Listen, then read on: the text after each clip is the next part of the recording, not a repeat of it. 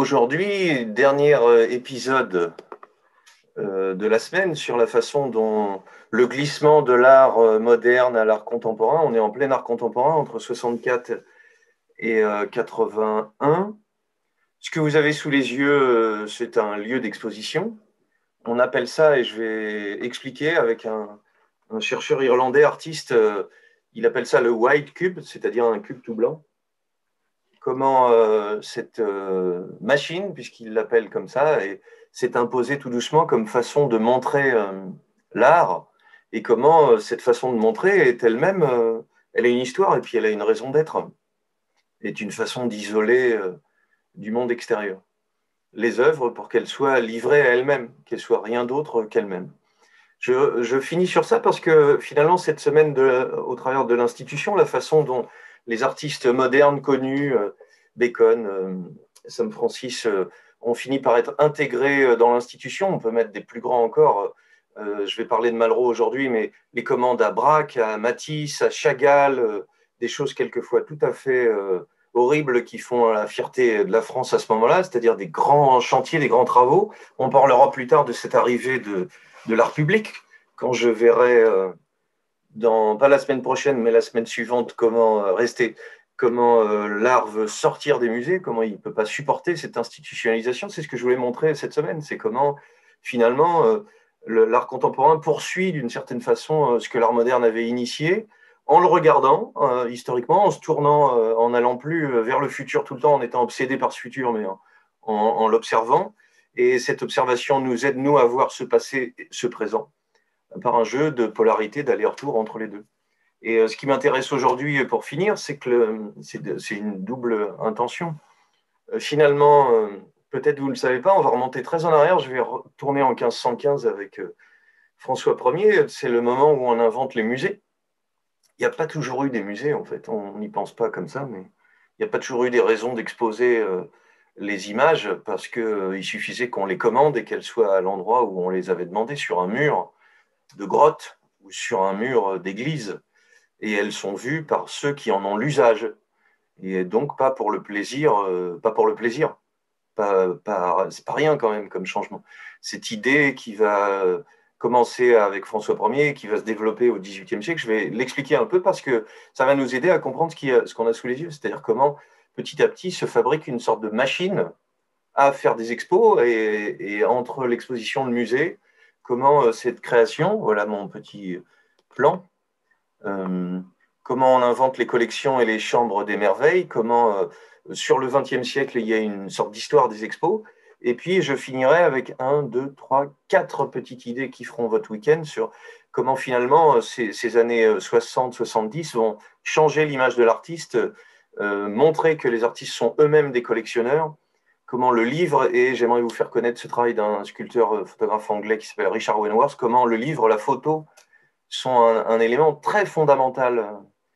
Pour faire vite, quand vous allez faire des performances, il faut documenter, prendre des photos, et donc la photo que vous allez prendre n'est pas l'œuvre, mais elle fait partie intégrante de documenter l'œuvre pour qu'on la comprenne. Et j'en finirai avec un petit art presse spécial Harald Zeeman, parce que cet homme est un brillant et merveilleux casseur d'institutions. Parce que finalement, ce que je cherche à montrer dans cette semaine, c'est l'institution prend en main ce mouvement moderne et contemporain. Et ça me permettra d'être plus trash la semaine prochaine pour montrer que deuxième semaine que les artistes questionnent au maximum l'institution du musée, c'est-à-dire comment est-ce qu'on, pour Harald Zeeman, que voilà, comment est-ce qu'on peut exposer des formes, comment est-ce qu'on peut faire une exposition de performance, comment on l'initie, comment on la montre, est-ce qu'on peut les collectionner, où est-ce qu'on les met. Voilà, toutes ces œuvres nouvelles, si on a des formes molles de Oldenburg dans cette exposition très très importante de 69 par Harald Zeeman, comment s'invente ce qui fait jusqu'à aujourd'hui un élément fort de l'art contemporain, le commissaire d'exposition qui est devenu lui-même l'auteur. On dit en anglais curator. Voilà, c'est Harald Zeeman qui invente ça.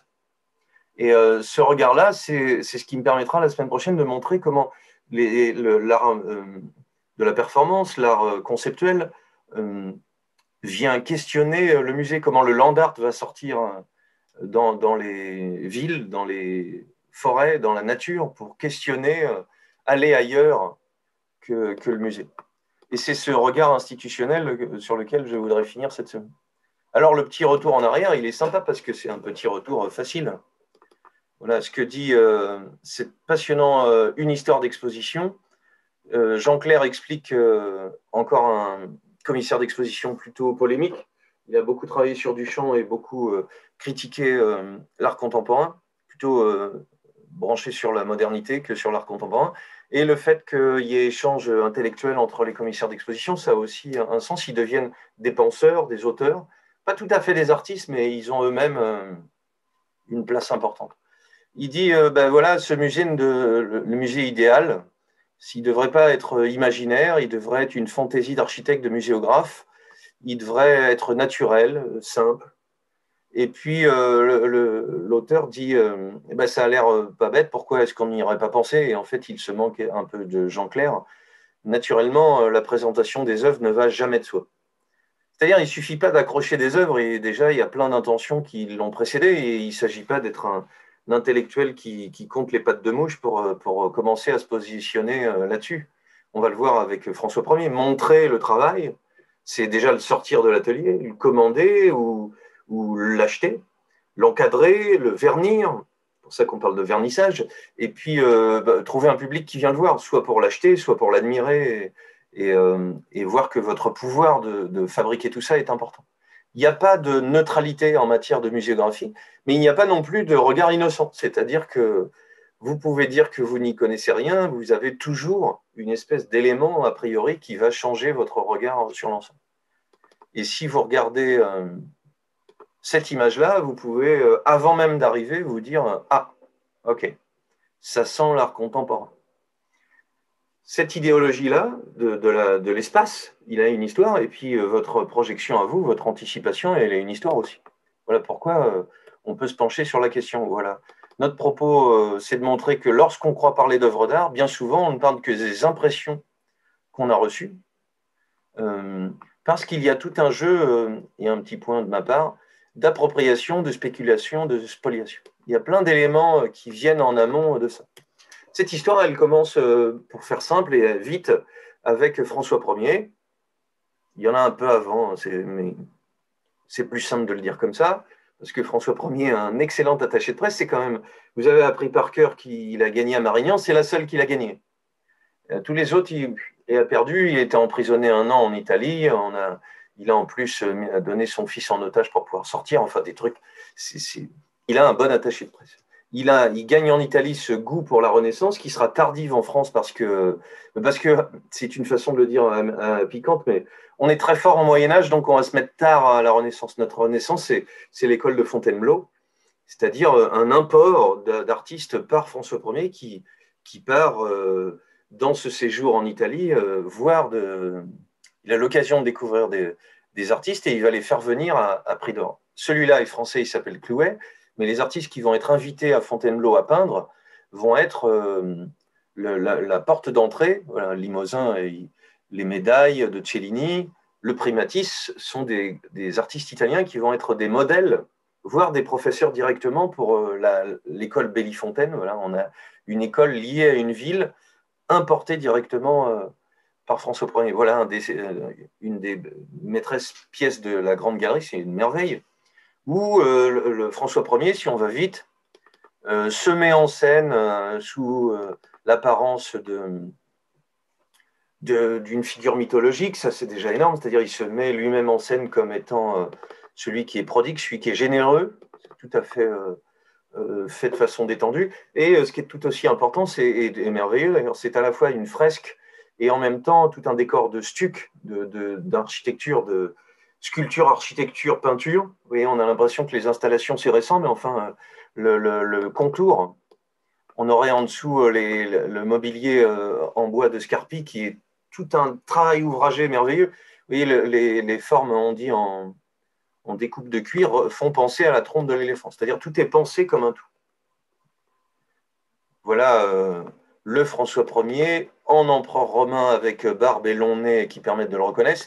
qui n'est quand même que merveille de Fiorentino Rosso, un merveilleux peintre dont on voit des choses aussi au Louvre, merveille de couleurs. Voilà, François Ier, c'est l'ignorance enfin, c'est l'intelligence qui chasse l'ignorance. C'est quand même pas rien, ça pourrait être macroniste. François Ier, c'est une mise en scène de lui. Alors, je plaisante avec un président, mais enfin, c'est le travail aussi des présidents, surtout dans un régime démocratique, de mettre en scène le pouvoir, parce qu'il est incarné fortement quand on a un prince ou quand on a un roi. Vous pouvez lire Machiavel pour ça. Mais l'art va beaucoup servir à ça. On a la collection de François Ier, des Léonard, des Raphaël, des Bartholoméo. Et en plus, en emmenant Léonard sous son bras, il va nous permettre, comme il finit jamais rien, Léonard, de laisser quelque chose qu'on n'a pas rendu tout à fait. Des Madones, des Sebastiano del Piombo, des Saint-Michel de Raphaël encore, une belle collection de Raphaël. Un Andrea del Sarto, c'est mon préféré, là aussi au Louvre. Des projets, des dessins qu'il collectionne. Voilà. Finalement, le roi, mais c'est cette période de la seconde Renaissance, en 1515, c'est bien comme chiffre, c'est facile à retenir. C'est le moment où les artistes ne sont plus des artisans et commencent à être reconnus comme des penseurs, pas juste comme je ferais venir un artisan, je lui demande de poser un lavabo, attention Luc, tu m'écoutes. Il ne s'agit pas qu'il fasse des choses, des fantaisies. Il s'agit qu'il se fasse précisément le devis que je lui demande. Chez un artiste, il y a une part, quand il est encore artisan, de devis, nombre de figures, matériaux, dimensions, délais, mais il y a une part de création qui va se développer dans cette seconde Renaissance. Si on simplifie la Renaissance, c'est ça qui se passe. Les artistes deviennent des auteurs, ils pensent le sujet, ils le signent, ils sont responsables de ça. Si je vais très très vite aujourd'hui, Harald Zeeman, qui est le curateur, le dira dans une petite citation que je vais vous lire après. Le curateur, c'est celui qui devient le responsable de l'exposition. Et les artistes peuvent être critiques en disant ils nous utilisent un peu comme si on était des couleurs dans une exposition. Zeeman conteste ça, mais c'est un peu ce qui se passe. Il va être l'organisateur du rapport des œuvres entre elles. La même chose que ce que fait François Ier. Et il a, c'est intéressant de le voir, c'est que des collections d'œuvres d'art antique, c'est aussi le nouvel intérêt de la Renaissance, et des objets de la vie de tous les jours, entre guillemets, même s'ils sont extraordinaires, que ce soit des coraux ou que ce soit dans la collection du pape, ça doit être Léon X, une merveilleuse corne de licorne qui lui a coûté un œil.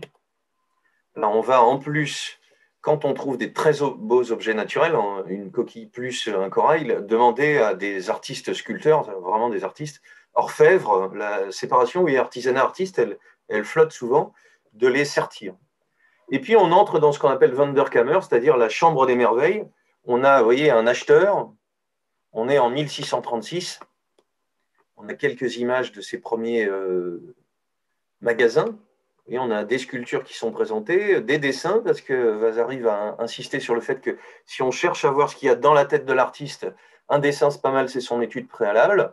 Mais ce qui est intéressant dans cette image, c'est qu'à la fois les tableaux sont rangés, collés bord à bord, longtemps on va faire ça, et puis on y revient quelquefois, mélangés à des objets remarquables de la nature, à des sculptures antiques ou à des sculptures récentes, à des pièces de monnaie. Il n'y a pas de hiérarchie au sens beaux-arts, moches-arts. Ça, c'est le 17e et le 18e qui va se charger de ça. Quand on a un ensemble, tout est fait comme une espèce d'inventaire des merveilles de la nature. Il n'y a pas de classification. Le XVIIe siècle hollandais va inventer je vais vite et je vais simple, hein, c'est la vertu de se faire comprendre et puis le défaut d'être trop simple, va inventer le magasin, on va dire. Et donc, pour la classe bourgeoise qui se développe, qu'on trouve jusqu'au XIXe siècle très présente, les artistes ne vont plus répondre à des commandes. On a inventé à la Renaissance la toile mobile qui fait qu'on peut déplacer les châssis, les vendre ailleurs. On peignait sur panneau aussi, mais ça se développe vraiment beaucoup. Et on va inventer une galerie, c'est-à-dire la possibilité d'acheter des œuvres ou de proposer des œuvres à des clients qu'on ne connaît pas encore. Et donc, les artistes en Hollande vont se spécialiser, l'un dans les paysages, l'autre dans les paysages avec eau, l'autre dans les natures mortes, le merveilleux Paulus Potter dans les paysages avec vaches. On a Vermeer qui fait plutôt des scènes d'intérieur. Et chacun va avoir sa spécialité pour toucher un public qu'il ne connaît pas. Donc, la façon de faire de l'art, les raisons de faire de l'art, se transforment complètement avec le développement du pouvoir d'achat de ces bourgeois qui veulent la même chose belle que les nobles. C'est Bourdieu qui parle du goût des autres et de l'envie de rejoindre la classe supérieure. Par contre, ça impacte ce que je vous raconte, c'est-à-dire on va montrer le travail. C'est pas la même chose quand le pape commande à Michel-Ange le plafond de la Sixtine, qui repart le chercher parce qu'il était un peu froissé. Si vous voulez y aller, il faut tout un parcours pour faire ça.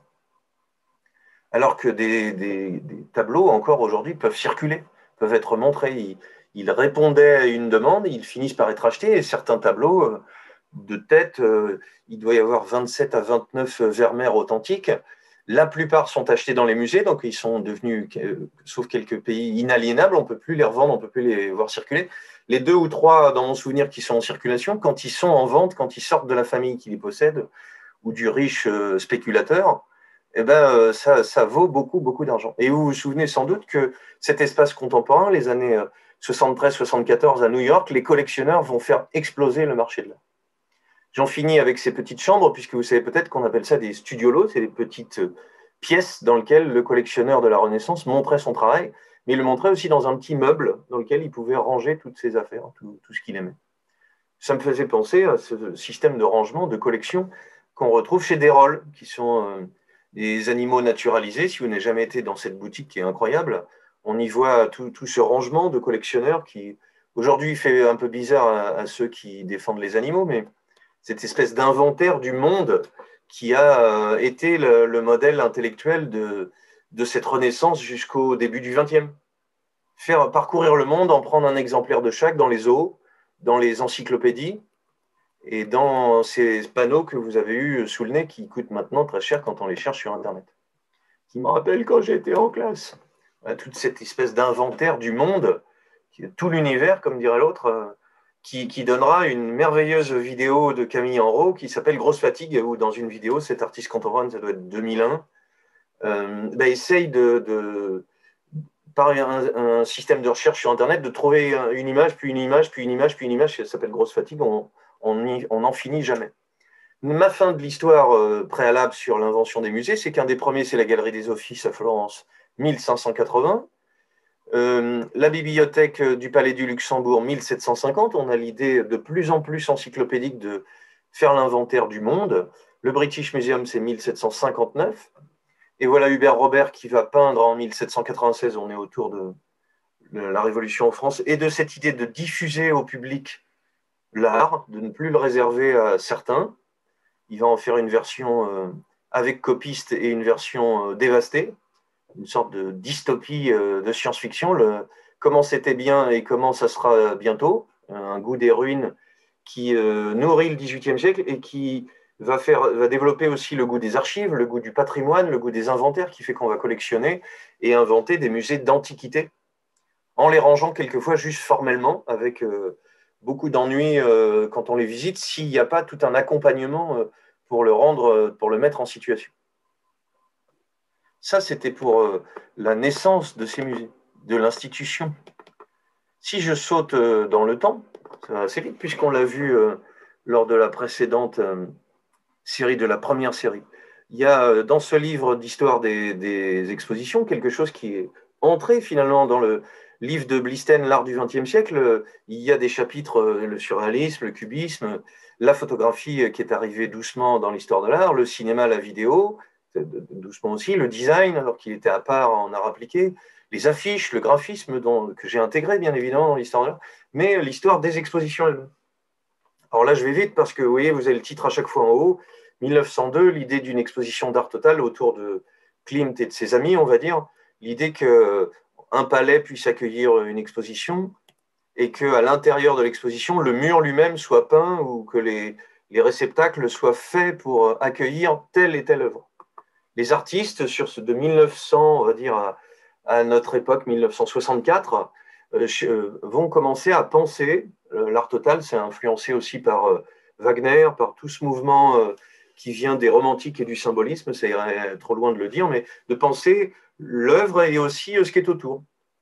Là, les futuristes vont je passe un peu vite, les Futuristes, c'est une grande exposition importante. L'exposition Duchamp qui va révolutionner le monde de l'art américain, puisqu'en voyant passer cette image, ça va tout changer. Cette exposition de Malevich, où le détail d'importance, en exposant le carré noir sur fond blanc, ben, il va la montrer comme on montre des icônes, c'est-à-dire dans l'angle de l'espace, mais comment vous voyez la façon dont c'est exposé évolue finalement.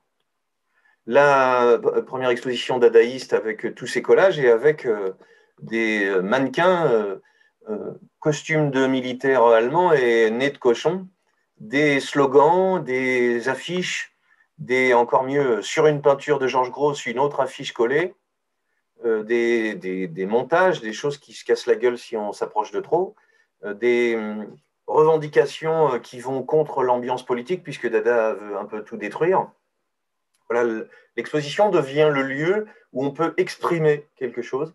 Il s'agit de montrer par les images, par l'association de ces images, qu'est-ce qu'il y a entre un discours.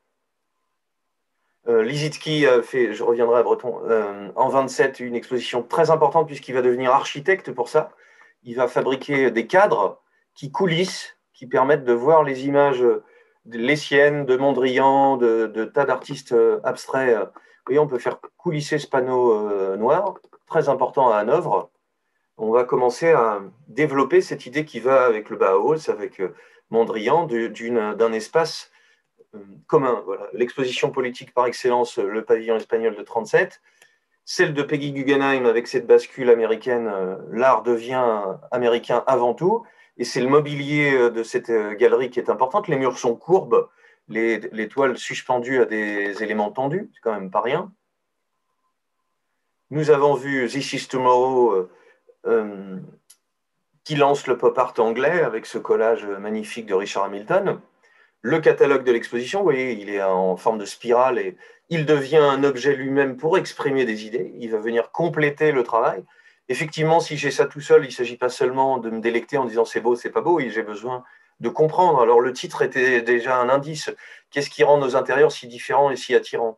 Mais quelque chose comme les notes d'intention, le plan, la présentation de ce qu'on veut dire, l'art contemporain est devenu quelque chose de plus intellectuel, j'en conviens, mais je le dis à chaque fois en pendant, c'est-à-dire c'est aussi le moyen pour le spectateur de se faire son idée lui-même, et non pas qu'on soit en train de lui dire c'est beau, t'es d'accord?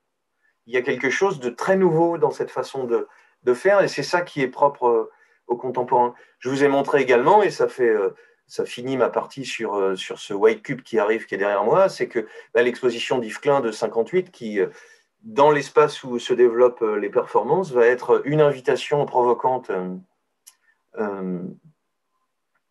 à Paris, avec un carton d'invitation, avec un apéritif. Tout le monde va être reçu chez Iris Claire. Elle a écrit des textes qui racontent cette époque-là. Lisez-les si vous avez l'occasion, c'est une merveille. Et on découvre une galerie qui est tout à fait vide. Et évidemment, il s'agit à la fois d'une provocation et à la fois une façon de questionner comment on est déjà préparé avant de voir, à se dire mais si ça va être bien ou non, j'aime pas ça. Voilà, toute cette question qui est en dessous va prendre de l'importance. Et j'en parlerai la semaine prochaine, puisque tous ces gens qui vont questionner l'espace de la galerie, c'est le cœur de nos années 64-81. Est-ce que la galerie, est-ce que le musée sont adaptés à montrer de l'art contemporain? On a déjà posé les questions, c'est quoi ce qui est contemporain, mais est-ce qu'on peut montrer là, en fait? Comment je peux inventorier des performances? Et on verra tout à l'heure et plus tard Harald Zeeman qui va inventer un musée des obsessions, c'est-à-dire quelque chose qui parle de celui qui a fait cet inventé.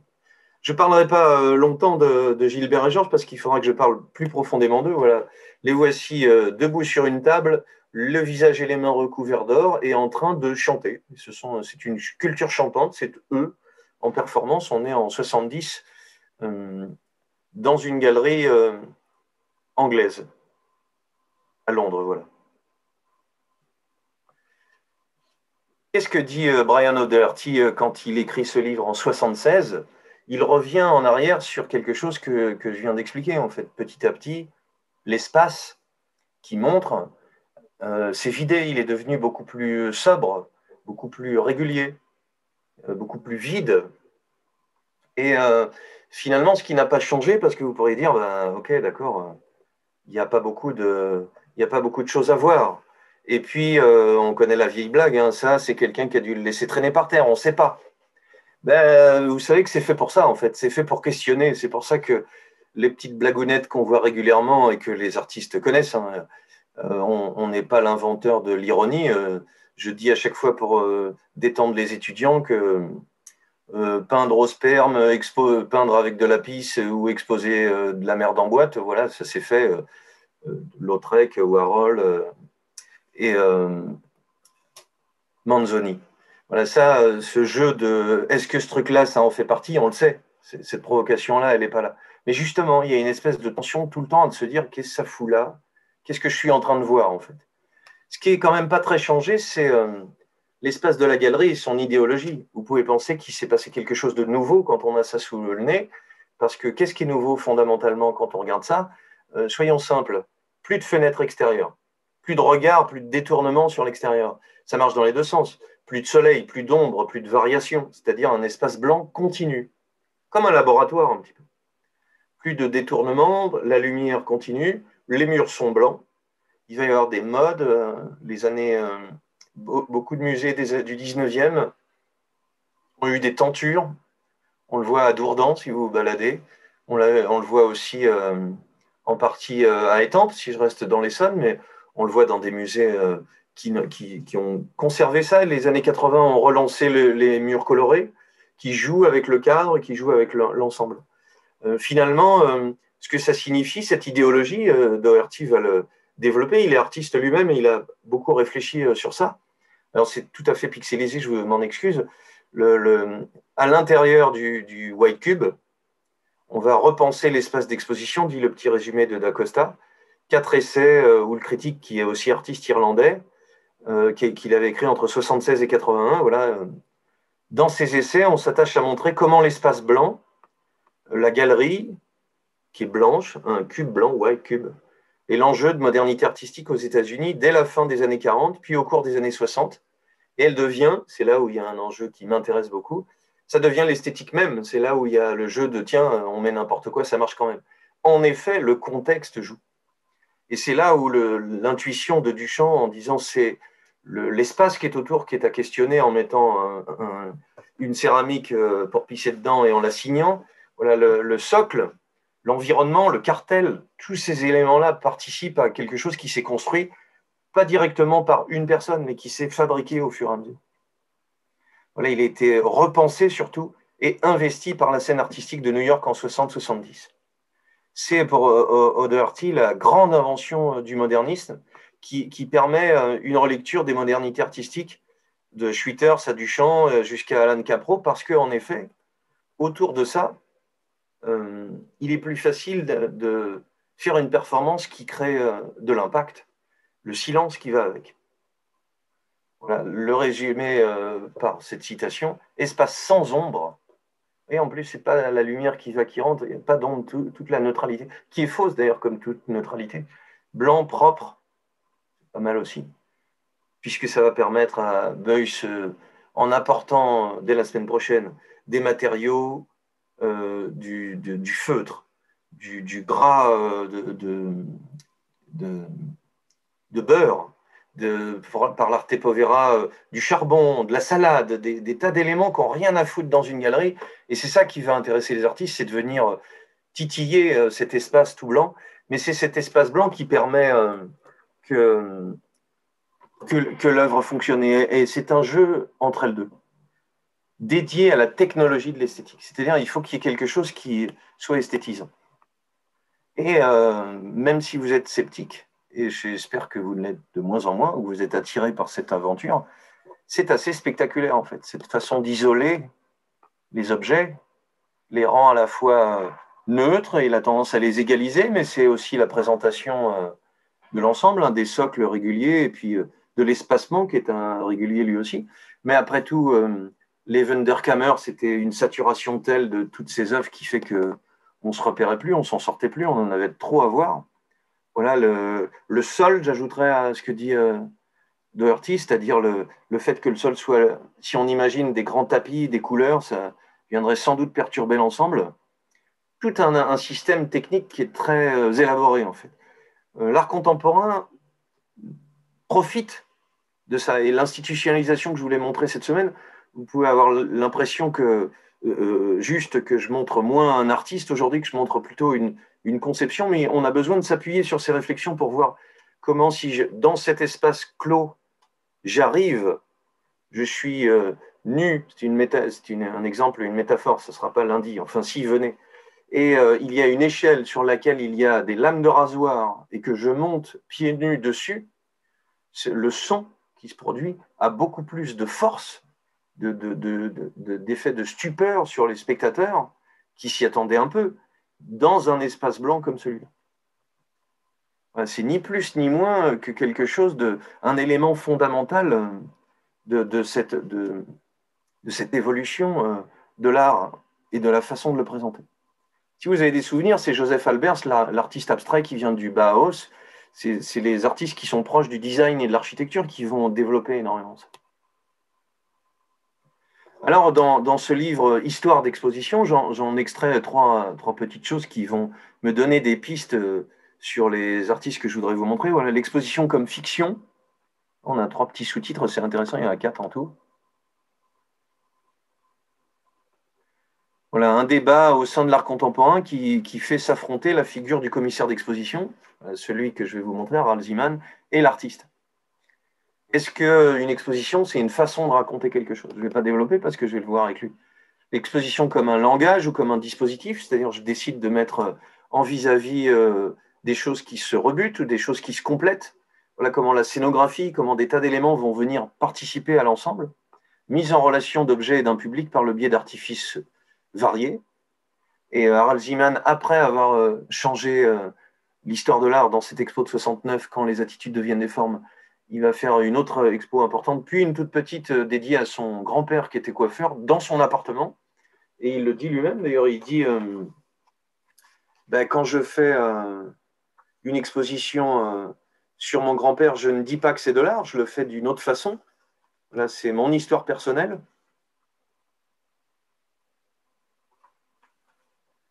Après la plus grande exposition, j'ai eu envie de faire plus intime. Je ne suis pas un artiste, je n'ai ni idée ni produit à imposer.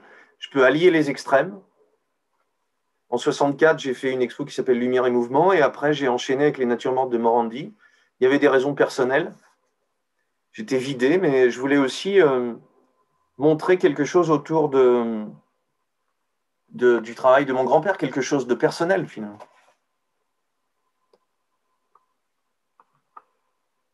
Ah, j'ai pas montré ma 3e hypothèse. L'exposition comme site.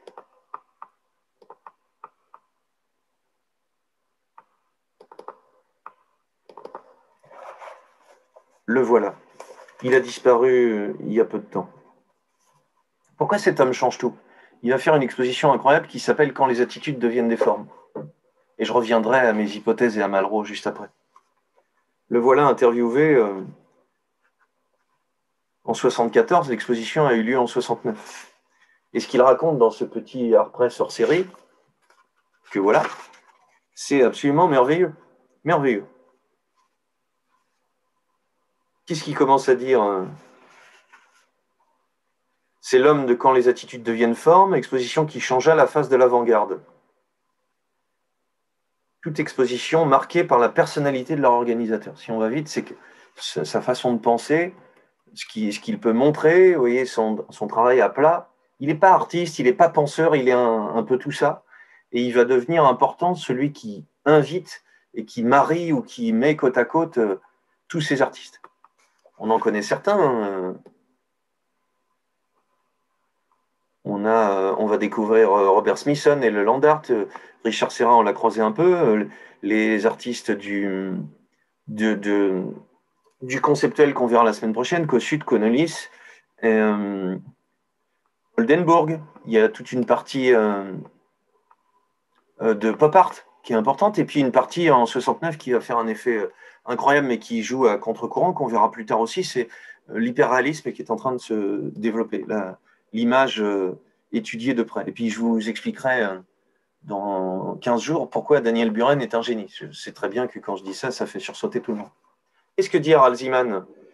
Parce que vous n'aimez pas faire partie d'un comité, c'est un des reproches que Daniel Buren vous a fait. C'est Zeeman qui s'expose en faisant les expos. Voilà, quand il fait ça, quand il fait des choix, on voit les images molles de Oldenburg. Voilà Joseph Beuys en train d'installer. Voilà des éléments dans un coin. Tout un tas d'éléments qu'on va retrouver. Les sculptures molles de Richard Serra ou de Robert Morris. Les installations au sol de Sarkis, qui a une grande importance. Voilà des éléments qui vont interagir. Vous comprenez qu'avec le titre, quand les attitudes deviennent des formes, c'est au début une idée de faire des performances en successives, et puis petit à petit une façon de réfléchir à autre chose, comment on peut montrer ce travail de 69. Et finalement, tous ces choix d'artistes, ça vient de Zeeman, et c'est ça que lui reproche Buren. Il lui dit, c'est Zeeman qui s'expose lui-même. Les œuvres présentées sont comme des touches de couleur. Et Zeeman répond à un truc très passionnant. Seulement un homme intelligent, c'est très concret. Il ne faut pas oublier que les directeurs de musées ont traversé une grande crise. Quand on se voyait avec Eddie Deville, Dan Ad Peterson, Wim Beren d'Amsterdam, avec Pontus Schulten, qui sera le créateur du centre Georges Pompidou, à Stockholm, on n'avait qu'un mot, c'est un métier de merde. Tout nous retombait dessus. Quand Beuys, que voilà avec le chapeau, étalait sa margarine par terre, chacun se retournait contre nous en disant « Harald Zeeman salit le musée, c'est avec l'argent du contribuable qu'il faudra nettoyer toutes ces ordures. » La seule solution pour sortir du marasme, puisqu'il croit à cet art contemporain qui est en train de se faire, qui, je le rappelle, et c'est très important, c'est un questionnement en fait. C'est un questionnement adressé à l'art, à l'histoire de l'art et aux spectateurs. Pas forcément quelque chose qui restera toujours. C'est la façon même de penser le rapport au temps et au passé qui est au cœur de ce que je vous montre aujourd'hui. Est-ce qu'on peut garder le contemporain? Jusqu'à quand? Et il va en parler d'ailleurs. La seule solution pour sortir du marasme était de s'identifier au musée. Sur un plan différent, nous devons nous comporter comme des artistes, défendre et vendre notre produit. Lorsque l'identification n'a pas lieu, le musée n'a pas de rayonnement. On pourrait penser que c'est une façon de cacher une mégalo, et en même temps, c'est possible. Et c'est une stratégie remarquable qui dure jusqu'à aujourd'hui. C'est lui qui l'invente de A à Z. Celui qui organise l'exposition, c'est un peu comme, et la comparaison va vous plaire, c'est dans le meilleur de Hollywood, le producteur qui fait tout. C'est pas le réalisateur qui réalise, c'est le producteur qui trouve l'argent, trouve l'idée, trouve le réalisateur, trouve les comédiens et met son nom tout en bas. Il dit d'ailleurs aujourd'hui, on va à Krefeld, on va pas à Krefeld ou à Eindhoven, on va voir Lering, Klader, Svember. Il faut s'approprier l'instrument tout en déléguant ses pouvoirs à une équipe libre, non fonctionnalisée. Alors le succès de l'expo de 69, c'est une grande influence. Et si je saute un peu plus loin, il dit au début, quand les attitudes deviennent formes, j'ai eu l'idée de faire quelque chose qui serait autour des happenings, des performances éphémères. On s'attendait à voir Oldenburg, mais on ne voyait que des photos de ces happenings. Et Oldenburg n'était pas là pour les performances. On ne peut pas mettre des photos de performance, ça ne suffirait pas. Par contre, c'est un indicateur sur l'impact de la photo et sur son rôle. Heureusement, j'ai vite compris que ça ne tenait pas. L'idée que de provoquer des actions qui dureraient pendant 100 jours de l'exposition. Il y aurait eu performance tous les jours, ça ne tient pas. Il fait des hypothèses, il cherche comment il peut, presque comme un peintre avec une palette, assembler l'ensemble. Même si la métaphore n'est pas très efficace. J'ai compris que ça ne tenait pas, il fallait baser l'exposition sur une armature solide, sans retomber dans les palmarès des documenta précédentes et leurs tensions artificielles. Vous voyez comment je sors de ma polarité. Les documenta d'avance, c'est-à-dire des grands rassemblements pendant un temps donné, qui ont lieu quelquefois tous les 4 ans, et qui sont une façon de montrer l'art contemporain dans ce qu'il a de plus fort. C'est la façon dont les galéristes indépendants, les collectionneurs, les institutions publiques vont se réunir pour monter en force et montrer cet art contemporain dans ces années dont je vous parle, des 50, 60, 70, on est au meilleur. Il dit ce qu'on faisait avant, c'était pop art contre art cinétique ou pop art contre environnement. Ça ne marchait pas. C'est alors que m'est venue l'idée de 3 réalités de l'image. Depuis le réalisme jusqu'à l'art conceptuel, en passant par le kitsch, la publicité, l'imagerie religieuse, l'art des fous. Mais en s'adressant à des artistes, il était évident qu'ils exigeraient d'être représentés d'une façon autonome. Chacun voudrait un morceau. On aurait pu faire ça d'une façon simpliste, par exemple un pneu, puis la publicité pour ce pneu, ensuite la reprise par Liechtenstein de cette publicité, et enfin Liechtenstein étant célèbre, la publicité qui s'inspire de Liechtenstein. La circulation des images dont je vous ai parlé, qu'est-ce qu'il y a de plus intéressant que de le montrer en vrai? C'est encore plus efficace qu'un petit gars derrière un écran en train de gesticuler. Cela aurait été mortellement ennuyeux et d'un didactisme primaire, pouf, dans les dents du petit gars. J'aurais voulu que les niveaux de réalité soient intégrés, mais les intentions sont conditionnées par les lieux. C'est-à-dire l'espace dont je dispose, il compte dans la façon dont je vais montrer le travail. Le seul endroit, j'aurais voulu que les niveaux de réalité soient intégrés. Le seul endroit où je pense avoir réussi, c'est dans la nouvelle galerie. Il y avait Étienne Martin avec son manteau, puis le manteau du manteau. Cela se poursuivait par l'environnement de Paul Tech, les vitrines de Boltanski, puis Jean Le Gac, d'où l'on passait une imagerie religieuse, l'art des fous. Notre enquête sur la réalité et la différenciation des trois niveaux était lisible à travers l'atmosphère. Alors il dit, je ne suis pas sûr, l'intervieweur, mais il me semble que tout était sur le même niveau. Vous mettiez le kitsch, les fous, les artistes, les images religieuses, la religion de l'art. Est-ce que les œuvres d'art sont à part? Vous comprenez que dans toute cette quête d'un art qui soit immédiat, qui soit face à nous, et il répond, Documenta était un lieu terroriste. On ne vous demande pas d'organiser une manifestation pour être le Saint-Esprit qui désigne ce qui est bien. Et c'est là où cette espèce de grand bordel que vous voyez, il devient pertinent. Tu ne sais pas où ça commence, tu ne sais pas où ça finit, tu te demandes si c'est fini d'installer. Mais c'est ça qui crée une tension et que cherche le commissaire d'exposition. Dans une émission à la télévision, Sam Hunter a d'ailleurs fortement critiqué cela. Il n'admettait pas le mélange des genres. Mais à la fin, il nuançait en disant il y a une belle œuvre de Richard Serra, un beau Ed Moses. Et Zeman dit c'est qu'il est dans la tradition américaine de l'objet esthétique. Il faudrait que l'objet soit tout seul beau. On additionne 100 beaux tableaux et c'est une belle exposition. Les Américains ne cherchent pas l'interaction de plusieurs niveaux de réalité. Voilà ce qui est en train de changer, en fait.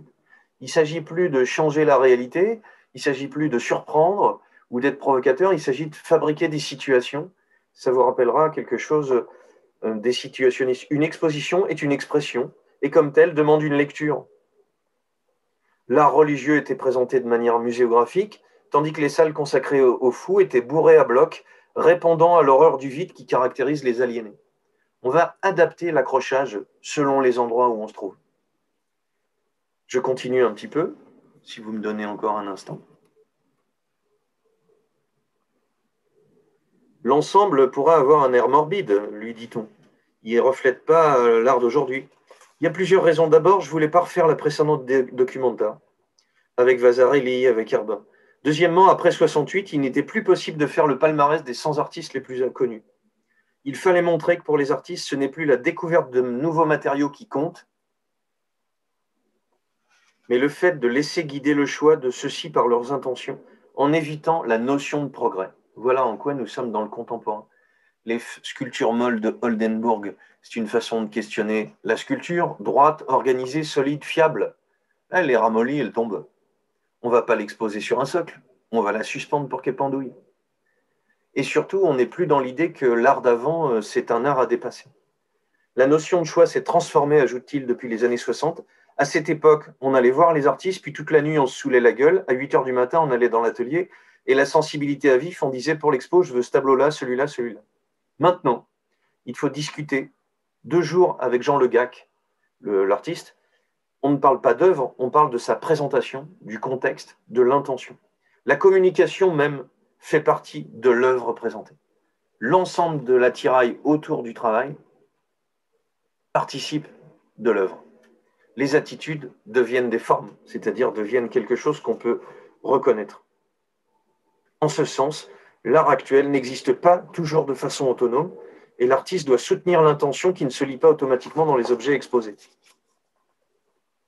Lire une exposition veut dire comprendre, à travers l'œuvre, la personnalité et le moteur de création des artistes. Et ce qui est merveilleux pour finir,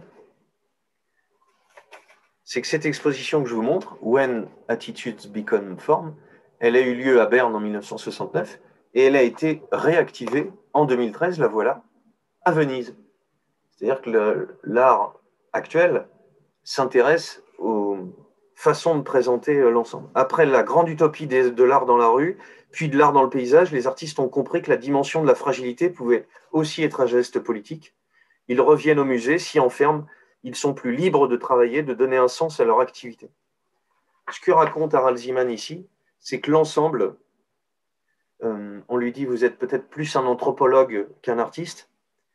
J'ai eu l'impression, quand les attitudes deviennent formes, que si je continuais à organiser des rétrospectives et à propager le travail des artistes que j'avais déjà exposés, je ne vivrais plus une aventure.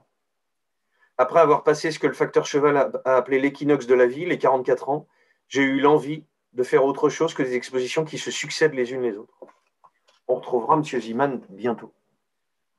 Je termine avec 4 pistes tout à fait passionnantes. J'espère pas vous avoir perdu. Premièrement, André Malraux, choisi comme ministre des Affaires culturelles par Malraux, par De Gaulle.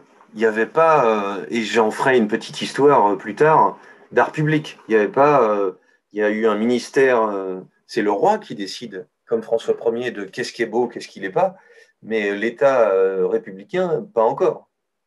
Et si on s'arrête en 81, c'est que la révolution de Jack Lang va être d'une grande, grande importance. Qu'est-ce que fait Malraux qui est important? Une énorme admiration pour son travail, mais il est le premier à faire ça.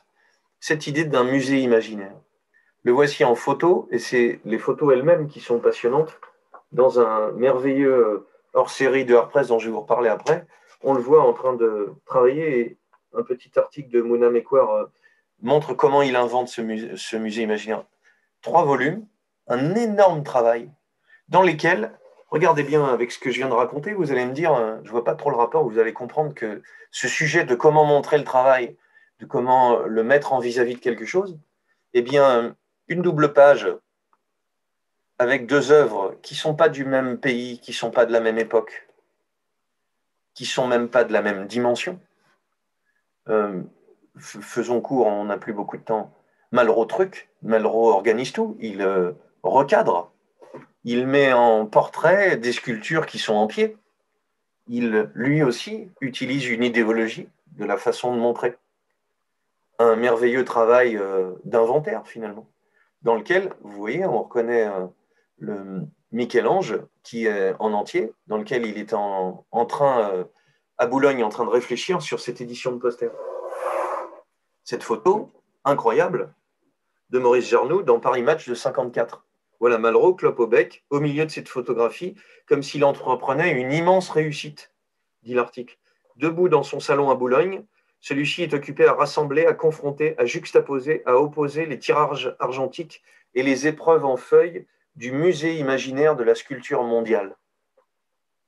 Il fait un travail qui est tout à fait passionnant et qui va se retrouver dans ce qu'on raconte de l'art contemporain. Un télescopage d'images qui veut dire quelque chose. On peut isoler. Vous vous rappelez peut-être, le premier qui a fait ça, il s'appelle Aby Warburg. Il s'est intéressé aux images chez les Indiens d'Amérique qui pouvaient faire un lien avec Michel-Ange. Comment la représentation de la douleur pouvait se transférer d'un endroit à un autre. Un chercheur comme Baltrus-Haitis fait aussi quelque chose de cet ordre-là. Et Didier Huberman aujourd'hui. Voilà, mais cette façon d'isoler l'image, cette façon de la renvoyer à un voisin, à un cousin, c'est une décision qui veut dire quelque chose, qui raconte une histoire, qu'on retrouvera dans la façon de fabriquer le musée de Sao Paulo en 68, et qu'on retrouve aujourd'hui au musée du Louvre de Lens, c'est-à-dire la confrontation par image. Si vous avez été quelquefois dans des pays anglo-saxons, on expose le travail, quelles que soient les époques, par genre. Vous pouvez voir en Angleterre, c'est très beau, d'ailleurs ça nous change, nous. On expose par période, par histoire, voilà une idéologie. Pourquoi faire comme ça? Pourquoi en tout cas ne pas le questionner? Voilà ce que fait l'art contemporain. En Angleterre, on va mettre ensemble des paysages, une photo du 19e siècle, une peinture du 18e siècle, une installation du 20e siècle. On va mettre côte à côte des éléments qui n'auraient pas lieu d'être entre eux. Dernière chose que questionne Malraux et qui me passionne personnellement, mais en fait, il utilise. Je tente de constituer un musée imaginaire en employant la photographie, ses pouvoirs de métamorphose, pour offrir la vision de création artistique, pour nous mettre en face de l'héritage plastique du monde. Mais en faisant ça, c'est ça qui m'intéresse, il utilise des photocopies, une bibliothèque, des reproductions. La reproduction va devenir un élément qui permet de penser l'accrochage, qui permet comme un brouillon de trouver comment on va faire, mais aussi, ça c'est un merveilleux petit film de Denis Adam de 2003 où il mime André Malraux en train de twister, vous voyez, on voit le trucage sous sa chaussure, il a repris l'ensemble, Malraux est en train de twister, en train de trouver l'ensemble, voilà Didier Huberman en train de réfléchir pour l'école d'histoire de l'art parisienne, sur la façon dont les images peuvent se répondre les unes les autres. Benjamin nous avait prévenu, l'œuvre d'art à l'époque de sa reproductibilité technique fait que la photocopie, le document photographique va prendre un sens différent, va devenir une part entière de la circulation de l'image, un outil pour l'artiste pour travailler et un filtre préalable très important à prendre en compte pour celui qui regarde. Entre ici. On reviendra sur ces choix tout à fait discutables en institution française. 3 petites idées simples. J'ai presque débordé. Et c'est ce hors-série de Art Press qui m'y fait penser. Ça commence par un éditorial. Je vais être simple. C'est Catherine Millet qui parle. Un jour, Antonio Semeraro m'a montré la photographie de Pollock qu'il commande dans les pages qui suivent. Celle-ci.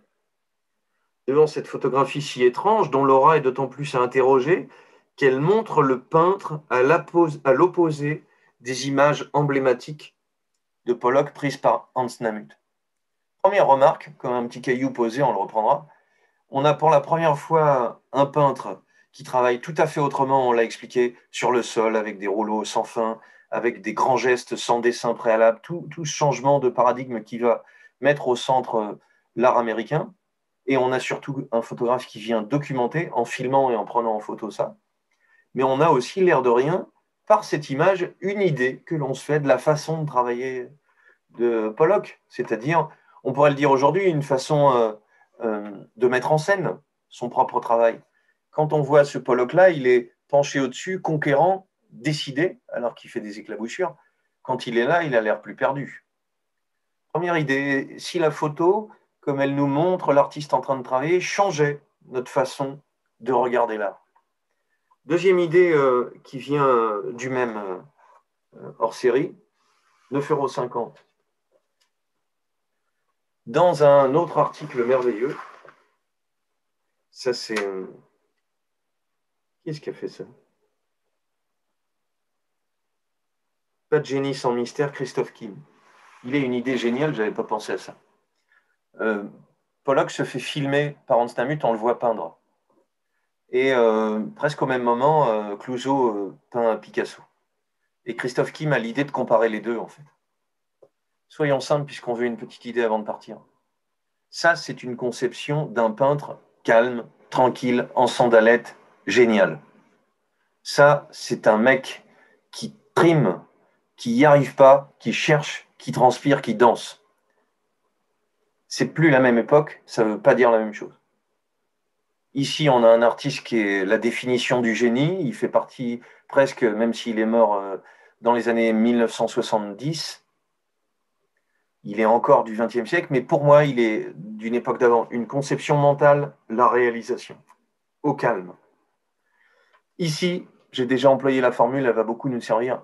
L'art comme un travail, l'art comme quelque chose en train de se faire, comme une recherche, comme une quête. C'est ça qui est propre au contemporain et qui fait que le mot contemporain peut être opérant. Une poule. Et une autre image que Christophe Kim m'a donné l'idée de comparer, le Picasso qui travaille avec une lumière, sobre, les mains dans les poches, le Pollock au travers d'une vitre en train de griffonner l'encens. De la difficulté, effectivement, comme tout auteur, Kim exagère la difficulté. Le calme, la difficulté. Le dessin, la crispation, la recherche, l'approximation.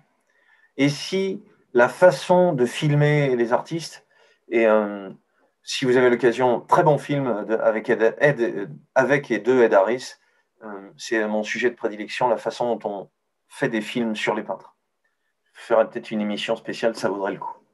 Et si la façon dont on prend en photo et montre les artistes changeait notre façon de les voir, même sans y penser, un art plus intellectuel, plus sobre, plus simple chez Picasso, un art plus du ventre chez Pollock. Et avec la possibilité que ce soit faux. Deuxième regard différent, et si l'artiste, on le regardait comme un collectionneur, comme celui chez Breton qui assimile, assemble, prend beaucoup d'éléments. Et comment, à Beaubourg, son propre bureau peut devenir une espèce d'œuvre d'art. Comment le même Dubuffet peut être un artiste, un auteur qui préfère l'art brut aux arts culturels, un grand collectionneur d'art brut, d'art fait par ceux qui n'ont pas la conscience de faire de l'art, ou la formation pour tel. Comment chez Dubuffet, il y a à la fois son œuvre, à la fois sa collection qui devient importante, c'est-à-dire ce qu'il a gardé. Et on a vu comment la collection chez Rodin pouvait faire comprendre son travail. Vous voyez comment petit à petit, dans ce musée, va se mettre en place, dans ces expositions, tout ce qui est autour, avant, après, tout ce qui accompagne le travail. Parce que finalement, le point central, ce n'est pas l'œuvre, c'est le travail en train de se faire. Et tous ces éléments de documentation vont jouer. Sol Lewitt, j'en ai parlé sur l'art minimal, on va le revoir dès la semaine prochaine. Il est celui qui peut fabriquer des volumes simples, programmer des dessins à faire par des assistants, et puis comme on le voit ici en bas à San Francisco, le faire effacer, puis le faire refaire en 72. Mais Sol Lewitt, il est aussi montré comme un collectionneur, c'est-à-dire comment son propre goût, voilà, comment il a gardé des œuvres à lui, parce qu'il aimait ça, parce qu'il l'avait... Ça fait partie de la compréhension qu'on peut avoir de l'artiste. Dernière chose, vous ne connaissez pas, et c'est dommage, ce merveilleux monsieur qui va vous surprendre, je ne développerai pas trop, soit vous vous laissez happer par le surréel, c'est le cas de le dire. J'ai oublié de dire que Breton, en partant aux États-Unis, avait perdu de son influence. Richard Wentworth, voici son nom. La sculpture britannique qui aura de l'importance, la new sculpture de la fin des années 70, on y viendra. Il fait de la sculpture, vous allez être surpris. Il se balade avec un appareil photo et puis il regarde comment les gens réparent le monde avec des petits bidules, des petites trouvailles de rien du tout, comment on coince une porte, comment on déplace un truc, comment on évite que ça gèle, comment on met de côté un élément, mais à qui il manque un bout, qui ne peut pas tout à fait marcher, mais comment des ficelles peuvent le permettre. Finalement, ce que collectionne Wentworth, c'est des images. Il est sculpteur de rien du tout, il est sculpteur d'être juste celui qui regarde un petit bâtonnet de glace dans un creux de mur. Il est celui qui regarde autrement ce qu'il y a autour de nous, qui quelquefois c'est très malicieux, quelquefois c'est tout simple. Il collecte des tas d'éléments. Et la troisième piste qui m'intéressait de montrer, c'est que finalement, l'artiste comme collectionneur, comme collecteur, comme ramasseur, comme flâneur, on l'a vu depuis l'époque moderne, c'est aussi l'artiste avec un appareil photo. Comment cette façon de documenter tout ce qui est autour de lui va contribuer à ça.